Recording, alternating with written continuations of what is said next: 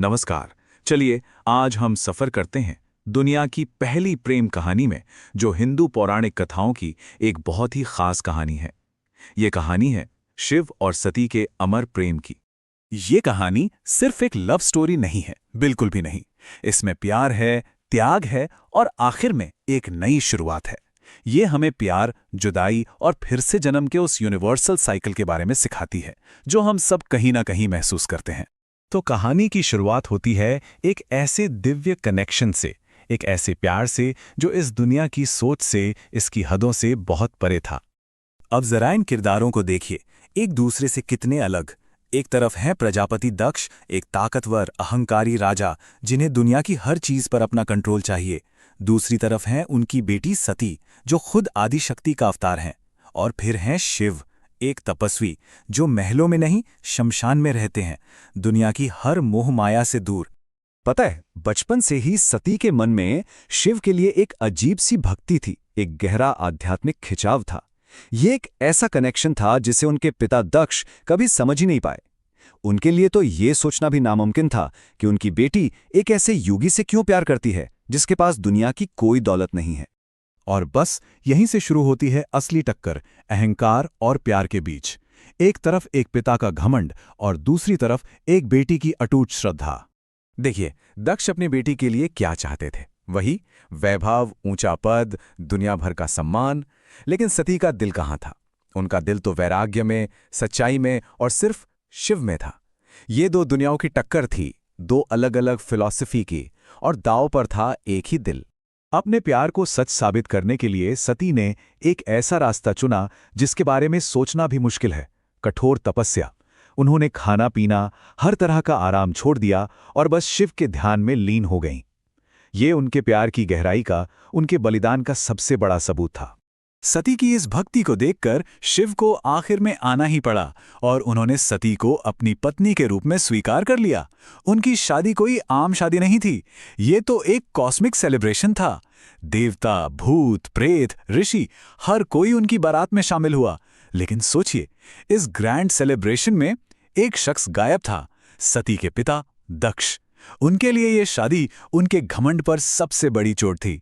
और दक्ष का वो जो गुस्सा था ना, वो अब एक बहुत बड़े, बहुत भयंकर अपमान की शक्ल लेने वाला था।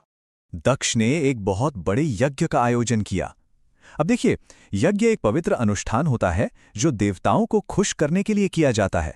लेकिन दक्ष के मन में कुछ और ही चल रहा था। उसका इरादा पवित्र नहीं था, वो तो अपनी ताकत दिखाने और शिव को सबके सामने नीचा दिखाने के लिए सब कर रहा था। जरा सोचिए, कौन कौन नहीं था वहां? सभी देवता, बड़े बड़े ऋषि मुनि, सारे सिद्ध और दुनिया के सारे रक्षक यानी लोकपाल। ये शायद उस वक्त का सबसे बड़ा इवेंट था, पावर और प्रेस्टीज का जबरदस्त दिखावा। पर इतनी लंबी गेस्ट लिस्ट में बस एक नाम नहीं था, जानबूझकर नहीं था, शिव का। दक्ष ने सिर्फ शिव को ही नहीं बल्कि अपनी ही बेटी सती को भी नहीं बुलाया। ये एक सोची समझी, क्रूर और सार्वजनिक बेइज्जती थी। जब सती को इस यज्ञ के बारे में पता चला तो वो वहां जाना चाहती थीं, शायद सुलह की एक आखिरी उम्मीद लेकर। पर शिव ने उन्हें समझाया, बड़े ही समझदारी से चेताया, प्रिय, जहां सम्मान न हो वहां जाना बेकार है। वो जानते थे कि वहां सिर्फ अपमान ही मिलेगा। और अब कहानी उस मोड़ पर आ पहुंचती है जो सबसे दर्दनाक है। एक ऐसा पल जहां प्यार का इम्तिहान असहनीय अपमान से होता है और एक ऐसा फैसला लिया जाता है जो पूरे ब्रह्मांड को हिलाकर रख देगा। जब सती यज्ञ में पहुंची तो उनका स्वागत बहुत ठंडे तरीके से किया गया। वहां पहुंचते ही उनके पिता ने जहर में डूबे हुए शब्दों से उनका स्वागत किया, जिस दिन तूने उस राख लपेटे शमशान में घूमने वाले को चुना, उसी दिन से तू मेरी बेटी नहीं रही। अपने पति का यह अपमान सुनकर सती का दिल टूट गया और उनका दुख गुस्से में बदल गया। उन्होंने भरी सभा में पलटकर जवाब दिया, आप उस शिव का अपमान कर रहे हैं जिनके बिना कोई भी यज्ञ कभी पूरा हो ही नहीं सकता।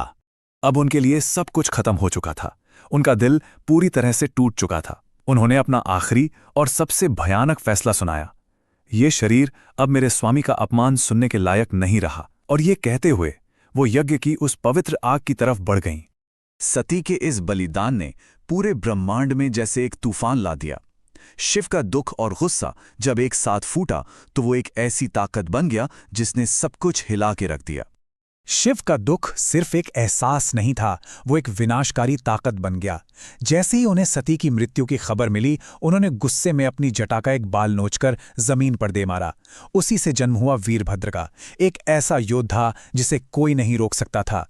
वीरभद्र ने दक्ष के यज्ञ को तहस नहस कर दिया और आखिर में दक्ष का सिर काटकर उसके अहंकार का भी अंत कर दिया। लेकिन गुस्से के बाद सिर्फ दर्द बचा।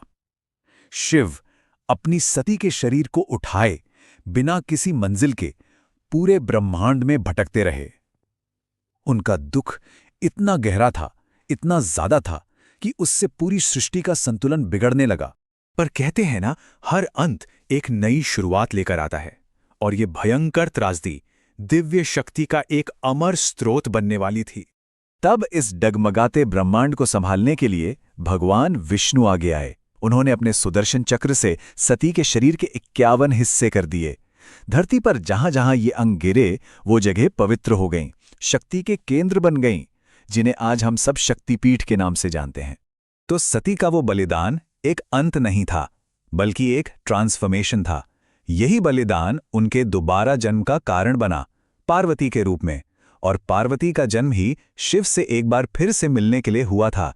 इस बार एक ऐसे मिलन के लिए जो हमेशा हमेशा के लिए था। तो ये अविश्वसनीय कहानी हमें एक गहरे सवाल के साथ छोड़ जाती है कि क्या प्यार का अंत असल में एक नई और शायद पहले से भी ज्यादा गहरी शुरुआत ही तो नहीं है। शिव और सती की ये कथा हमें प्यार के इसी कभी न खत्म होने वाले, बदलने वाले और हमेशा जिंदा रहने वाले रूप की याद दिलाती है।